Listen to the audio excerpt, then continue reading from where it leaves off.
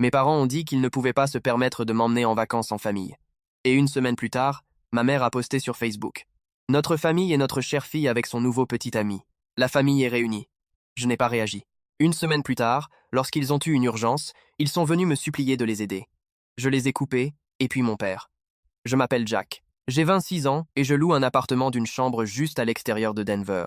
Je travaille dans le support informatique pour une entreprise de logiciels de santé, principalement à distance. Ce n'est pas glamour, mais ça paie les factures, et ça me donne de l'espace vie, vie de ma famille, avec qui je pensais avoir enfin fait la paix. Il s'avère que je faisais simplement semblant d'ignorer l'évidence. Toute cette histoire a commencé il y a moins d'un mois. Mi-mars, j'étais chez mes parents pour le dîner, quelque chose que je fais tous les 2 ou 3 semaines, plus par habitude qu'autre chose. Ma sœur Emma était là. Elle a 25 ans et vit encore à la maison, gâtée d'une manière subtile à moins d'avoir vécu à côté d'elle pendant 2 décennies. Elle n'obtient pas tout ce qu'elle veut, juste tout ce qui compte. Nous étions assis à table quand ma mère a commencé à parler de ce voyage qu'il planifiait. Un resort avec des cabanes à Aspen, rustique rencontre luxe. Elle avait imprimé la brochure et tout. Ils allaient faire de la randonnée, se déconnecter, être montés à cheval, tout le tralala. J'ai demandé nonchalamment si je pouvais venir. Je n'avais pas pris de vacances depuis des années. Je pensais que ce serait bien pour nous tous de passer du temps ensemble, juste une fois. Maman m'a lancé ce regard comme si elle avait pitié de moi. Puis elle a commencé à expliquer que les choses étaient serrées cette année.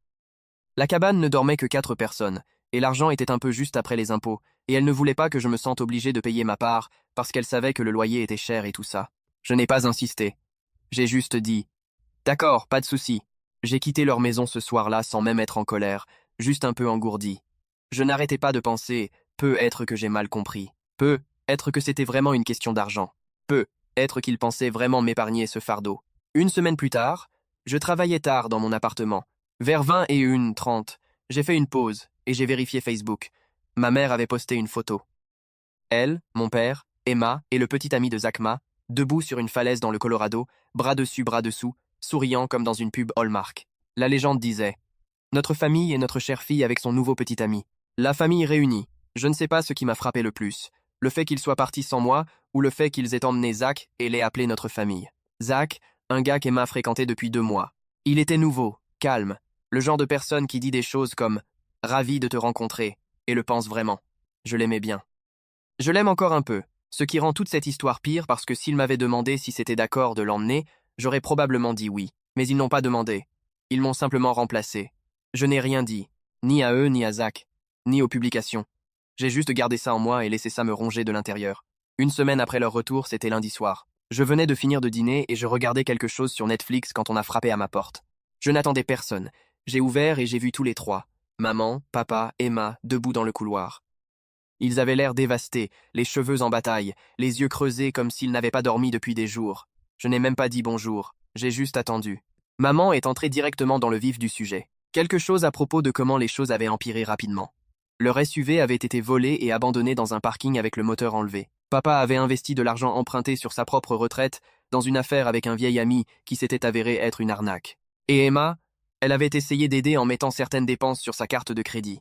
Maintenant, elle était à découvert et paniquait. Ils avaient besoin d'aide juste pour un petit moment. Un endroit où dormir. Être un petit prêt jusqu'à ce que les choses se stabilisent. Je leur ai dit non. Plat. Non. Pas parce que je n'avais pas la place. Pas parce que je ne pouvais pas aider, mais parce qu'ils m'avaient déjà montré exactement où je me situais. Ils m'ont regardé comme si je venais de les jeter dans la neige. Puis ils sont partis sans un autre mot. Je n'ai pas eu de nouvelles d'eux pendant quelques jours. Puis les choses ont commencé à prendre une direction que je n'avais pas vue venir. 2 jours après les avoir jetés dehors, il y a eu le silence. Pas d'appel, pas de texto, pas d'email. Ça m'a paru étrange au début. Ma mère, la reine des vérifications et des messages de groupe culpabilisants, avait soudainement disparu. Emma ne postait même plus sur les réseaux sociaux. Ça, c'était bizarre. Ces histoires habituelles de brunch, selfie de chien ou coucher de soleil flou étaient devenues noires. Je l'admets. Pendant 1 minute, j'ai pensé qu'ils étaient être juste embarrassés. Être que ce serait le réveil. Être qu'on se calmerait tous et qu'on parlerait comme des adultes. Mais je les avais sous-estimés. Encore une fois. Le vendredi matin, j'ai reçu un texto de Zach. C'était court. Il disait juste « On peut parler ?» J'ai dit « Bien sûr, il est venu chez moi ce soir-là. » Il avait l'air fatigué, comme s'il portait un poids auquel il n'était pas habitué. Il s'est assis et n'a même pas touché au verre que je lui ai offert. Puis il m'a lâché ça. Il m'a dit qu'il ne savait pas qu'il ne m'avait pas invité au voyage. Il avait supposé que j'étais juste occupé par le travail ou que je ne pouvais pas venir. Il a dit qu'il s'était senti malade en voyant mon visage après avoir lu la publication Facebook. Il ne voulait pas aller au voyage au départ, mais Emma avait insisté. Puis il a dit qu'il voulait sortir. Pas juste sortir de la conversation, sortir de la relation. Il avait vécu avec eux pendant une semaine. Après que j'ai dit non, il l'avait entraîné dans leur merdier. Il lui avait fait utiliser ses économies pour la nourriture. Il lui avait dit que c'était temporaire. Ma mère l'avait coincé la veille au soir et lui avait demandé quelles étaient ses intentions à long terme avec Emma. Puis elle avait suggéré le mariage, des enfants. Elle avait même sorti un album photo d'Emma bébé comme si ça allait adoucir l'affaire. Il était horrifié.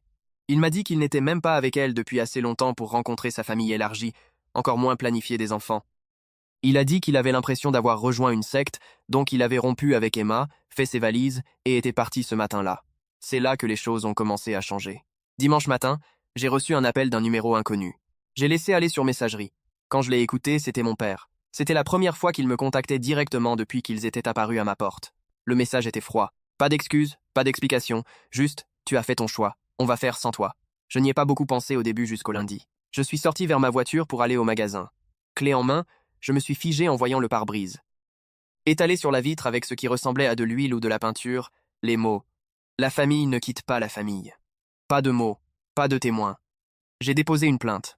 Les flics ont dit qu'ils avaient vérifié les caméras du quartier, mais je savais déjà que personne ne serait attrapé. Le même jour, mon compte bancaire a été signalé pour activité suspecte. Quelqu'un avait essayé d'y accéder depuis la ville de mon père. Probablement une coïncidence, ai-je pensé. Peut être.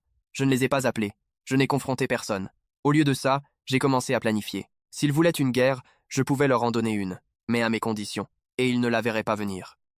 Après le pare-brise, j'ai arrêté de faire semblant que ça allait se calmer. Je n'ai plus appelé la police. Je n'ai confronté personne. Au lieu de ça, je suis resté silencieux. J'ai commencé à creuser. Je savais que mon père avait des lignes qu'il ne voulait pas franchir, des gens à qui il devait de l'argent, des choses qu'il préférait ne pas voir sur papier. Et ça n'a pas pris longtemps pour en trouver une. En 2022, il avait utilisé mon numéro de sécurité sociale comme co-signataire sur un prêt. Je ne l'ai découvert que grâce à une vérification de crédit douce aléatoire que j'avais faite l'année dernière. Je l'avais confronté à l'époque, et il avait fait l'idiot jusqu'à ce que je menace d'appeler un avocat. Il m'avait supplié de laisser tomber. Il avait dit qu'il le rembourserait et le clôturerait. Je n'avais jamais vu de preuves, mais je n'avais rien fait. Maintenant, je voyais une opportunité. J'ai appelé la société de prêt et leur ai dit la vérité. J'ai dit que je n'avais jamais rien signé. Je leur ai envoyé une affidavit et une lettre d'un ami avocat qui me devait une faveur. Le compte est maintenant sous enquête. Son solde a augmenté. Ses intérêts ont été gelés, et il a été interdit de tout ce qui est lié au crédit jusqu'à ce que ce soit résolu. 3 jours plus tard, ma mère m'a envoyé par texto une photo d'une lettre qu'elle avait reçue de la banque, puis elle a appelé. Je n'ai pas répondu. Elle a laissé un message vocal. Elle pleurait en me demandant pourquoi je faisais ça. Elle a dit que nous étions une famille, et que la famille pardonne. Je n'ai pas répondu. Ce soir-là, Emma a posté une story sur Instagram, un écran noir avec du texte blanc. La trahison est toujours la plus bruyante quand elle vient de ceux en qui on a confiance. J'ai ri non parce que c'était drôle, mais parce que c'était désespéré. Le lendemain, je suis allé voir quelqu'un à qui je n'avais pas parlé depuis plus d'1 an, mon grand-père. Le père de mon père. Il vit dans une petite ville à environ 40 minutes. Je l'ai toujours bien aimé. Il n'était rien comme mon père. Calme, tranchant, toujours avec cette façon sèche de dire les choses qui rendaient les gens nerveux. C'était le genre de gars qui ne parlait pas beaucoup, mais quand il parlait, les gens écoutaient. Quand je suis arrivé chez lui, il a ouvert la porte, m'a lancé un long regard et a dit « Il était temps, nous nous sommes assis sur le porche ». Je lui ai tout raconté, pas seulement ce qu'ils m'avaient fait, mais ce qu'ils avaient fait pendant des années. Comment ça revenait toujours à eux et à Emma. Comment je n'étais utile que quand les choses s'effondraient. Il n'a pas dit grand-chose. Il a juste écouté. Quand je lui ai parlé du pare-brise, du prêt, de comment ils étaient venus chez moi avec de fausses excuses après m'avoir menti en face, il s'est adossé et a laissé échapper un petit rire sec. Puis il a dit quelque chose que je n'oublierai jamais. Tu sais, les gens comme ton père ne vivaient pas longtemps en 45. Grande bouche, pas d'honneur. Le genre de gars qui te vendrait pour sauver son manteau. Je ne savais même pas comment répondre. Puis il a ajouté « Laisse-les ramper, mais ne les laisse pas oublier la boue sur leurs genoux. » Il m'a proposé de m'aider à sa manière. Il a dit qu'il avait encore des amis qui pouvaient appuyer sur quelques boutons si nécessaire. Je lui ai dit pas encore, mais je n'ai pas dit non. Le lendemain matin, j'ai reçu un autre message de ma mère. Cette fois, c'était différent. Elle a dit qu'il voulait me rencontrer, juste pour parler, pour clarifier les choses. Elle a dit que ce serait juste tous les trois, moi, elle et papa. Il ne savait pas que j'avais déjà autre chose de prévu ce jour-là. Et il ne savait définitivement pas que j'avais invité quelqu'un d'autre à se joindre à nous. Nous avons convenu de nous retrouver dans un petit dîner calme, en bordure de la ville. Terrain neutre, pas trop public, mais pas un endroit où il pouvait me coincer non plus. J'ai choisi le box du fond. J'étais déjà assis quand ils sont entrés. Maman, papa et Emma. Pas de Zach cette fois. Il était hors du tableau, juste le trio d'origine. Ils se sont assis comme si c'était un dîner de famille. Maman a essayé de sourire. Papa avait l'air irrité avant même de dire un mot. Emma portait des lunettes de soleil à l'intérieur, probablement pour l'effet. Ils n'ont rien commandé. Ils sont allés droit au but. Maman a commencé à parler de famille, de pardon, de malentendus et de mauvais timing. Papa est resté silencieux, ce qui n'était pas son genre. Il aimait d'habitude jouer la victime. Aujourd'hui, il avait l'air de quelqu'un qui avait quelque chose à perdre. C'était nouveau. Ils ont proposé d'oublier tout si j'arrêtais d'escalader. Ils ont dit que les choses étaient déjà assez dures sans que j'ajoute du carburant. Je leur ai dit que je n'ajoutais rien. J'en avais juste marre de faire semblant.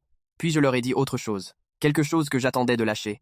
J'ai dit: au fait, tu te souviens de ce petit prêt professionnel que tu as demandé avec cette subvention pour vétérans? Celui où tu as doublé tes revenus et déclaré ton emploi comme militaire actif? Son visage s'est figé. Je me suis penché en avant. Je leur ai envoyé les vrais chiffres et une copie de ton DD 114. La bouche de maman s'est ouverte comme pour dire quelque chose, mais rien n'est sorti. Je ne mentais pas. Mon grand-père m'avait donné les papiers. Il avait dit qu'il les avait gardés au cas où mon père essaierait encore de faire quelque chose de stupide avec la VA. Il l'avait fait et maintenant ça faisait l'objet d'une enquête pour fraude. Je me suis levé, prêt à partir. C'est là que mon grand-père est entré. Il n'était pas invité à s'asseoir. Il se tenait juste au bout de la table, les bras croisés. Mon père avait l'air d'avoir vu un fantôme. Grand-père n'a rien dit tout de suite. Il a juste regardé son fils comme on regarde quelque chose de décevant qu'on ne peut pas rendre. Puis il a dit, assez fort pour que les autres tables entendent: tu as toujours pensé que tu étais plus malin que tout le monde. Tu n'as jamais compris que être malin ne veut pas dire être honnête. Il s'est tourné vers moi, a souri un peu, et a ajouté: je suis content que tu ne sois pas devenu comme lui. Puis il est parti. Je suis parti après ça. Les retombées ont commencé presque immédiatement. 3 jours plus tard, la demande de prêt de papa a été officiellement gelée, en attente d'enquête. Son partenaire commercial s'est retiré d'un accord, probablement après avoir entendu des rumeurs de quelqu'un qui connaissait quelqu'un. Ma mère a posté un long statut Facebook décousu sur comment les familles devraient se pardonner mutuellement, pas se détruire. Emma a posté une photo d'elle en train de pleurer, suivie d'une citation sur comment les gens montrent leur vrai visage dans les moments difficiles. Je n'ai pas commenté. Je n'ai pas répondu aux 2 douzaines d'appels qui ont suivi. Au lieu de ça, j'ai fait un autre pas. Il y avait un trust familial. Mon grand-père l'avait créé il y a longtemps. Quelque chose de petit mais stable. Quelque chose à transmettre à ses petits-enfants un jour. Mon père avait discrètement essayé de le convaincre de tout transférer à Emma. Je n'étais pas intéressé par la richesse familiale. Je me suis assis avec grand-père à nouveau cette semaine-là. Je n'ai même pas eu à en parler. Il m'a dit qu'il avait déjà changé les papiers. Emma était dehors. Le nom de mon père avait complètement disparu. Il a ri en me le disant: ton père a toujours été bon pour jouer le héros jusqu'à ce que quelqu'un lise le scénario. Le message suivant que j'ai reçu de mes parents n'était pas un message vocal. C'était un avis légal. Apparemment, ils envisageaient de me poursuivre. C'est là que j'ai décidé qu'il était temps d'arrêter de jouer la défense. L'avis légal n'était pas sérieux. Pas vraiment. C'était une lettre de mise en demeure rédigée par un avocat local qu'ils avaient probablement trouvé en ligne. Mais ça en disait assez pour que mes parents soient prêts à franchir la ligne, qu'ils pensaient pouvoir m'effrayer pour que je recule. Ce qu'ils ne réalisaient pas, c'est que j'avais déjà préparé ça. Silencieusement, méthodiquement. J'avais 2 objectifs: brûler leurs mensonges jusqu'au sol et m'assurer qu'ils n'auraient jamais la force de ramper à nouveau. La première étape était publique. J'ai créé un dossier. Capture d'écran, documents, données, textos, toutes les fois où il m'avait utilisé, menti, pris, preuve du prêt à mon nom. Le texto d'Emma, me culpabilisant pour l'aider avec sa dette, les papiers de fraude VA que grand-père avait gardés, photos du pare-brise fracassé et le message laissé par mon père après que j'ai dit non. Tout. Puis je l'ai publié. Pas dans un grand exposé dramatique, juste une publication intitulée « Voici à quoi ressemble la famille quand tu n'es utile qu'en cas de crise ». Je l'ai posté sur un forum communautaire auquel nous appartenions tous. Local, soudé, surtout des gens de banlieue qui adorent les ragots. Le genre d'endroit où mon père avait toujours essayé de jouer l'homme de famille respecté. En quelques heures, ça s'est répandu. Les gens ont commenté. Certains ont partagé leurs propres histoires. Quelques-uns ont reconnu le nom de mon père, et n'ont pas été surpris. Au matin, 2 choses s'étaient produites. D'abord, ma mère a supprimé son Facebook. Toutes les publications disparues. Ensuite, mon père a perdu sa position de bénévole au Conseil des affaires locales. Quelqu'un avait transféré ma publication. Je n'avais pas fini. J'ai contacté l'agence de recouvrement associée à la dette de carte de crédit d'Emma. Je leur ai dit où elle travaillait maintenant. Je leur ai aussi envoyé une liste des achats qu'elle avait fait sur la carte de Zach qu'ils m'avaient donnée après leur rupture. Sac de créateur, billets de concert, une retraite spa la même semaine où il prétendait qu'il survivait à peine. Il était plus qu'heureux de coopérer. Ils ont gelé son compte à la fin de la semaine. Elle m'a appelé 6 fois en une soirée. Je n'ai pas décroché. Mais le vrai coup est venu plus tard. Mon père essayait de lancer une nouvelle entreprise. Quelque chose à propos de gestion immobilière. Ce n'était pas encore lancé, mais j'ai trouvé la demande de LLC en ligne. Ma mère était listée comme deuxième gérante. Donc j'ai appelé un ami qui travaille en droit immobilier. L'entreprise n'avait pas complété ses permis de zonage. Et devinez quoi? Il y avait des incohérences dans les papiers. Mauvaises adresses, revenus mal déclarés, assez pour déclencher un retard et un examen. En 3 jours, la ville a gelé la demande et a commencé une enquête formelle. Je ne leur ai pas dit que c'était moi, mais ils savaient. Cette fois, ils m'ont envoyé un email. Pas de menaces, pas de jargon légal, juste 2 mots. Pourquoi Jack? Je n'ai pas répondu. Au lieu de ça, j'ai imprimé la lettre de mise en demeure qu'il m'avait envoyée, je l'ai apportée à grand-père et je la lui ai tendue. Il l'a lu, puis a versé 2 verres de bourbon. Un pour lui, un pour moi. Il a levé son verre et a dit « Ton père a toujours été bon pour écrire des chèques avec sa bouche. Dommage qu'il n'ait jamais appris à les encaisser. » Puis il a ajouté « Ils ont fait assez de dégâts pour l'instant, mais s'ils reviennent, on leur fera un enterrement correct. » J'ai hoché la tête. Nous avons bu. Et puis j'ai commencé à travailler sur la dernière étape, parce que la maison dans laquelle ils vivent, ce n'est pas vraiment la leur. C'était celle de grand-père et ils allaient apprendre ce que ça fait de faire ses valises en vitesse. 2 semaines après que la ville ait gelé le compte professionnel de mon père, toute l'affaire s'est effondrée plus vite que je ne l'avais même imaginé. Il s'avère que quand tu construis ta vie sur de l'argent emprunté, des papiers falsifiés et du charme faux, tout ce qu'il faut c'est une bonne poussée. Cette poussée, c'était moi. La ville a signalé ses déclarations de revenus. Puis une vérification a été ouverte et quelqu'un, probablement cette comptable à la retraite que connaissait grand-père, a anonymement alerté le journal local. Ils ont publié un petit article sur des fonds mal gérés et des revendications commerciales douteuses de vétérans. Ça ne le nommait pas, mais tout le monde en ville qui l'a lu savait exactement de qui il s'agissait. Un par un, ces investisseurs se sont retirés. Pas parce qu'ils se souciaient d'éthique, juste parce qu'ils sentaient le feu et ne voulaient pas se brûler. Puis est venu le vrai coup. Mon père avait pris une seconde hypothèque sur la maison où lui et ma mère vivaient, sauf que la maison n'était pas légalement à lui.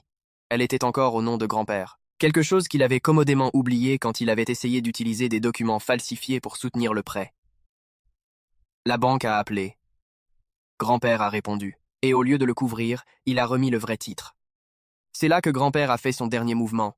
Il a changé le trust officiellement, légalement. La maison et le terrain sur lequel elle se trouvait sont allés dans un trust familial avec un seul nom dessus, le mien. Pas celui d'Emma, pas celui de ma mère, pas même une clause pour mon père. Ils ont reçu 30 jours pour partir. Ils ne se sont pas battus, pas publiquement. Mais la dernière semaine avant le déménagement, quelque chose d'étrange s'est produit. J'ai reçu un message d'une femme que je ne connaissais pas. Elle a dit qu'elle était l'ancienne assistante de mon père de l'époque où il dirigeait une chaîne de concessions automobiles, son seul boulot semi-réussi il y a des années. Elle a dit qu'elle avait vu tout se dérouler et pensait que je devrais savoir quelque chose. Il s'avère que mon père avait un autre enfant. Pas récemment, il y a des années, un demi-frère, d'une aventure qu'il avait eue pendant que ma mère était enceinte d'Emma. Je ne savais pas quoi faire de cette information. Je ne sais toujours pas. Mais d'une certaine façon, ça rendait tout plus logique. La façon dont il traitait Emma comme une princesse. La façon dont il me traitait comme si j'étais à peine là. Comme si j'étais le rappel qu'il n'avait pas couru assez vite. Je ne l'ai pas dit à Emma. Je ne pense pas que je le ferai jamais. Le dernier jour avant l'expulsion, mes parents n'ont pas dit un mot. Ils faisaient leur carton. Emma pleurait et écrivait des citations cryptiques sur le fait d'être coupée par son propre sang. Ma mère avait l'air d'avoir vieilli de 10 ans en une semaine. Mon père, lui, avait juste l'air fatigué. Il a laissé un mot dans la boîte aux lettres de grand-père avant de partir. Je ne l'ai jamais vu. Grand-père l'a brûlé dans le foyer sans le lire. Quand je lui ai demandé ce qu'il disait, il a répondu « Je m'en fiche. Je lis ses excuses depuis 30 ans maintenant. Ils vivent maintenant dans une maison louée en périphérie de la ville. » J'ai entendu dire que mon père essayait d'obtenir du travail de consultant pour un ami qui ne sait rien de mieux. Emma travaille à nouveau dans le commerce de détail. Maman a été silencieuse. Trop silencieuse. Je rends visite à grand-père une fois par semaine. Nous nous asseyons sur le porche et buvons un café. Parfois nous parlons. Parfois nous écoutons juste le silence. Une fois, il a sorti un vieux couteau de chasse et me l'a donné. Je pensais que c'était un geste sentimental. Au lieu de ça, il a dit « C'était celui de mon père. Il l'a utilisé pour couper des cordes quand la grange a pris feu en 42. Parfois, il faut couper les choses avant qu'elles ne t'entraînent sous l'eau. » Puis il a souri. Ce sourire tordu de vieil homme. « Tu as bien fait, Jack. Tu ne t'es pas juste relevé. Tu as fini le travail. » Et il avait raison. Mon père m'envoie encore un email une fois par mois maintenant. Toujours une nouvelle adresse. Toujours le même ton. Remords peint sur de l'amertume. Je ne réponds jamais. Je n'ai plus besoin de vengeance. J'ai déjà gagné. Mise à jour 1. Quelques mois s'étaient écoulés depuis l'expulsion. Ma vie avait réellement commencé à se stabiliser. Je voyais quelqu'un de nouveau. Je travaillais sur une promotion. Je considérais même d'adopter un chien. Je n'avais pas eu de nouvelles de mes parents depuis des semaines, ce qui était inhabituel vu la série d'emails de culpabilité mensuelle de mon père. Puis un est arrivé de nulle part. Mais il n'était pas de lui. C'était d'un avocat, et pas un de ces types louches de mise en demeure. C'était un vrai avocat en immobilier d'un autre État. L'objet de l'email disait simplement « Urgent concernant l'achat de propriété par Monsieur Ronald K., le nom complet de mon père ». Je l'ai ouvert en pensant que c'était peut être du spam. Ce n'en était pas. Apparemment, mon père avait acheté un petit terrain en dehors de la ville, pas à son nom. Il avait utilisé une LLC fantôme avec quelqu'un d'autre listé comme gérant, quelqu'un avec qui il avait travaillé il y a des décennies. C'était isolé, juste des arbres et de la terre, pas d'utilité, pas de permis. Mais voici le coup. Il avait soumis des plans pour une cabane autonome, vie hors réseau, cachée dans les papiers, pas d'adresse publiée. L'avocat ne savait pas qui j'étais au début. Il a dit qu'il avait été engagé pour gérer les permis et avait trouvé mon nom par accident en croisant le trust de mon grand-père. Quelque chose à propos de disputes foncières et de zonage chevauchant. Les propriétés étaient proches l'une de l'autre. Mon père voulait vivre là, bas, seul, hors réseau, complètement isolé. Je ne savais pas quoi en penser. Ce n'était pas son genre. Il prospérait sur le regard des gens. Les applaudissements, le contrôle. Mais ça ressemblait au plan de sortie d'un homme qui savait qu'il n'avait plus de carte. Je ne l'ai pas dit à grand-père au début. Je pensais qu'il valait mieux qu'il ne sache pas. Mais la semaine dernière, grand-père m'a appelé. Il avait encore ce regard, comme si quelque chose se jouait déjà dans sa tête. J'ai reçu un appel, a-t-il dit. Un vieil ami a dit que ton père fouinait au bureau de l'évaluateur de la ville, posant des questions sur le déplacement des limites, les permis de construire, essayant discrètement de redessiner les cartes. J'ai hoché la tête et lui ai dit ce que j'avais découvert. Il n'a rien dit pendant un moment, juste hoché la tête à son tour. Puis il a dit « Tu sais pourquoi il fait ça, n'est-ce pas ?» J'ai haussé les épaules. Il n'essaye pas de disparaître. Il essaye d'attendre qu'on se calme. Ça ne m'était même pas venu à l'esprit, mais ça tenait la route. Mon père ne fuyait pas. Il se cachait, se faisait discret, attendait que les gens se calment. Puis reviendrait quand la fumée se dissiperait, en prétendant être humble. Grand-père a sorti une petite enveloppe et me l'a tendue. À l'intérieur, il y avait un titre, pas pour notre propriété, mais pour le terrain à côté de celui que mon père venait d'acheter. Grand-père l'avait acheté une semaine plus tôt par l'intermédiaire de quelqu'un d'autre. Il m'a regardé et a souri. S'il veut disparaître dans les bois, il devra regarder ma maison tous les matins. Je n'ai même pas demandé comment il avait fait, mais une partie de moi savait que ce n'était pas fini. Mon père ne prévoyait pas de disparaître. Il prévoyait un retour. Et cette fois, ce ne serait pas public. Ce serait lent, silencieux, manipulateur, juste comme lui. Mais maintenant nous regardions et il n'en avait aucune idée. Abonne-toi pour plus d'histoires quotidiennes.